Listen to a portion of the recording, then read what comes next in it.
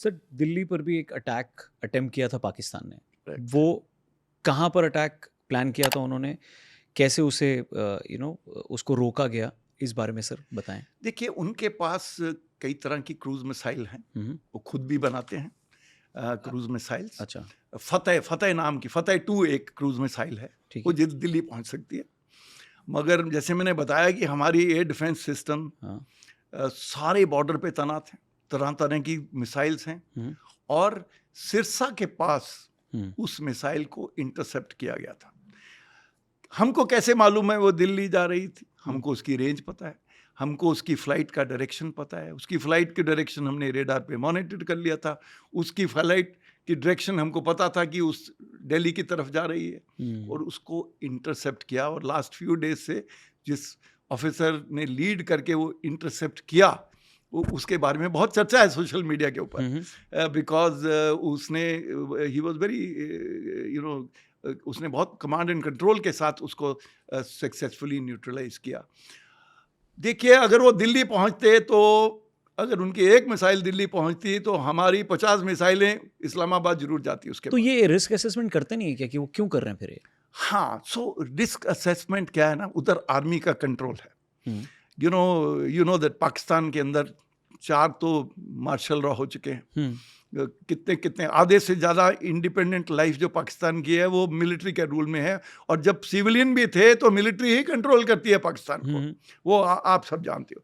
तो मेरा कहने का मतलब है कि जिसने भी वो फायर की, क्या वो बेस कमांडर ने फायर की, किसका डायरेक्शन था, आर्मी हेडक्वार्टर का उनको डायरेक्शन था, किसका था हमें मालूम नहीं, मगर जिसने भी वो फायर किया, he had obviously not thought कि what will be the consequences subsequently will happen। क्योंकि हमने डे 1 से हमारी इंटेंशन क्लियर कर दी कि हमने तो सिर्फ टेरर टारगेट्स को हिट करना, और टेरर टारगेट्स को ही हिट किया।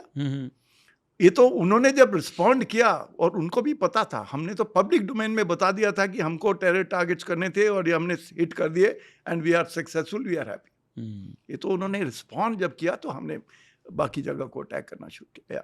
सो फतेह 2 को कहाँ से लॉन्च किया होगा उन्होंने, ये इसकी इंफॉर्मेशन है हमारे पास? हाँ है, पर मे बी पब्लिक डोमेन में क्लियरली नहीं है अभी हम लोगों के पास। मगर वो मुश्किल नहीं है, बिकॉज एयरफोर्स ने तो जरूर एनालाइज कर लिया होगा, क्योंकि जब भी मिसाइल टेक ऑफ करती है जी, उसके फ्लाइट पाथ से पता लग जाता है कि कहाँ। और इंटेलिजेंस पीस टाइम में आपको पता है कि उन्होंने कहाँ कहाँ ये क्रूज मिसाइल्स पोजीशन की हुई हैं। मगर मिलिट्री इस्टेब्लिशमेंट को ज़रूर पता होगा, पर मुझे एग्जैक्टली कहाँ से टेक ऑफ किया मुझको नहीं अभी तक, I am not sure. Sure sir. Sir Pakistan एक न्यूक्लियर स्टेट है, तो जब पॉलिटिकल एग्जीक्यूटिव आपको ये ऑर्डर देते हैं फोर्सेस को कि आप ऑल आउट जाइए, आपका डिसीजन है कब करना है, कितना करना है, कहाँ करना है, तो क्या ये रिस्क असेसमेंट हमारे लोग भी लेते हैं कि भाई वो एक न्यूक्लियर स्टेट है तो कितना घुसना है और कितना मारना है, इसकी कोई कैलकुलेशन होती है, या फिर हम नहीं इतना सोचते हैं, या हमें डर नहीं था कि वो न्यूक्लियर स्टेट है तो अटैक भी कर सकता है, क्योंकि उन्होंने बीच में धमकी भी दी थी। देखो, ये जो न्यूक्लियर ब्लफ है ना, जिसको हम कहते हैं पाकिस्तान का, जी, पहले कारगिल जब हुआ तो तब भी हम न्यूक्लियर हो चुके थे, मगर कारगिल बड़ी लोकलाइज थी, वॉर थी, इंडियन टेरिटरी में ही तकरीबन सारी वॉर थी, बिकॉज वो लोग आके कारगिल हाइट्स के ऊपर उन्होंने कई हमारे इंट्रूड करके बैठे थे, इंट्रूड हाँ। करके कर लिया, और हमको उनको निकालना था। तो लड़ाई हमारे इलाके में हुई, उनके ज़्यादा लोग मरे, उन्होंने डिसऑन कर दिया अपने सोल्जर्स को, हमने उनके फ्यूनरल कराए, वो सब कुछ हुआ कारगिल में। मगर अब हम मैच्योर्ड का बहुत समय हो गया, कारगिल 1999 से अभी बहुत फर्क समय है।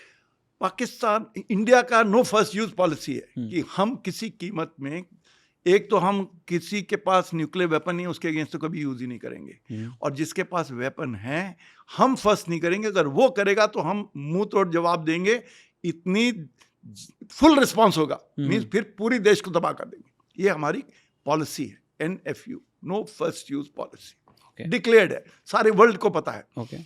चाइना की भी NFU है, नो फर्स्ट यूज पॉलिसी, मगर पाकिस्तान ने पॉलिसी बनाई है first use only against India. वो क्या है पॉलिसी? उन्होंने कुछ कंडीशंस पब्लिक डोमेन में डाली हैं एज अ डेटरेंस, हमको डराने के लिए, दुनिया को बताने के लिए कि इनको पकड़ के रखना, अगर हिंदुस्तान हमारे पे ऐसा अटैक कर देगा तो हम न्यूक्लियर बॉम्ब फेंक देंगे या मिसाइल फेंक देंगे। वो क्या कंडीशंस हैं? जी। सबसे पहले वो कंडीशन है कि अगर हमारे देश को, जैसे हमने बांग्लादेश तोड़ दिया, कल हम पाकिस्तान के टुकड़े कर देंगे, वो उनको ये लगेगा कि अब ये टुकड़े कर दिए, हमारा बलूचिस्तान निकलवा दिया या सिंध ले गए या वो उधर और जो गिलगिट बाल्टिस्तान है, ऐसी जगह एक, या तो वो तो आप अगर तोड़ोगे तो हम फर्स्ट यूज करेंगे, फर्स्ट यूज करेंगे, ये कंडीशन वन है उनकी कंडीशन है। दूसरा, अगर हम कोई मेजर, हम लाहौर टेक ओवर कर लें, कोई बहुत बड़ा पॉलिटिकली सेंसिटिव जगह, हम राजस्थान में थोड़ा अंदर भी चल जाएंगे, वो न्यूक्लियर बम के उनका थ्रेट नहीं है, मगर लाहौर जो एक important city, just if not first the second most important city of Pakistan between Karachi and Lahore, तो वो अटैक करें। तीसरा उनकी कंडीशन है कि आप हमारी मिलिट्री को जरूरत से ज्यादा तबाह कर दोगे। 20% तो कर दिया, अभी जरूरत से ज्यादा क्या है? हाँ, वो कह रहे हैं मतलब कि हमारी आर्मी को आप बहुत ज्यादा तबाह कर दोगे, ठीक है, तो हम, मतलब हमको लगेगा कि हम तो खत्म हो जाएंगे अब, नॉन न्यूक्लियर क्या। तो ये उनकी कंडीशंस हैं कि जिसके अंदर नन ऑफ दीज कंडीशंस के नज़दीक हम पहुंचे। हमने कोई उनका लाहौर खा नहीं गए, हमने उनकी पूरी आर्मी को ख़त्म नहीं कर दिया, कोई उनका तो आर्मी के खास बंदे मरे नहीं, थोड़े से ही 14 लोग उनके मरे या जितने भी मरे। तो मेरा कहने का मतलब, वो कंडीशंस हमको भी पता है, दुनिया को भी पता है, पर उन्होंने ये भी इम्प्रेशन दुनिया को दे रखा था कि क्योंकि कन्वेंशनल सुपीरियॉरिटी है इंडिया की हमारे अगेंस्ट इतनी ज़्यादा, हम उनसे कभी जीत नहीं सकते लड़ाई। आज तक वो जीते भी नहीं। 1947 से आज तक सारे जंग वो हारे हैं। मतलब इवन 1965 वॉर में हम लाहौर के करीब पहुंच गए थे, इचोगल कैनाल हमने क्रॉस कर दी थी। 71 में तो हमने टुकड़े कर दिए थे देश के। सो मेरा कहने का मतलब है कि वो पाकिस्तान का जो न्यूक्लियर ब्लफ है, वो हम हॉली हॉली एक्सपोज कर रहे हैं। वो इस बार और भी ज़्यादा एक्सपोज हुआ कि 20% आपने एयरफोर्स को हिट कर दिया, और फिर भी वो उन्होंने बात भी नहीं की, उन्होंने न्यूक्लियर की धमकी भी नहीं दी, बिकॉज उनको भी पता है कि अगर वो कुछ करेंगे ना तो पाकिस्तान का तिनका भी नहीं बचेगा। सो दिस इज, तो न्यूक्लियर इज क्वाइट क्लियर।